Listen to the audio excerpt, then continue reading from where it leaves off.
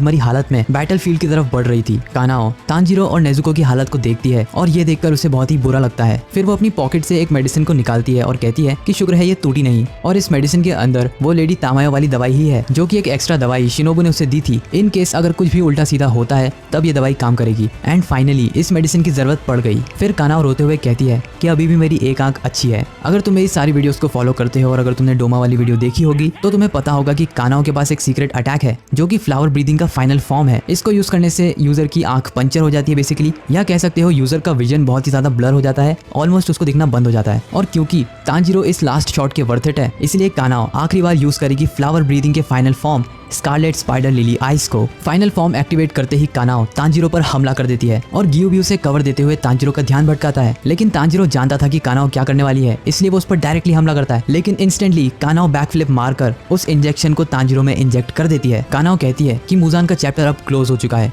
और तांजीरो बहुत ही अच्छा व्यक्ति है, इसलिए उसे अपनी बहन को नहीं रुलाना चाहिए। और उस मेडिसिन के इंजेक्ट हो जाने के बाद हम देखते हैं तांजीरो के सबकॉन्शियस माइंड को। कानाओ जमीन पर गिर जाती है और तांजीरो अपनी जगह पर खड़ा हो जाता है। अपने सबकॉन्शियस माइंड में तांजीरो बहुत ज्यादा थक चुका था और ऑलमोस्ट हार मान चुका था, इसलिए वो भगवान से प्रार्थना करता है कि प्लीज मुझे घर जाने दो।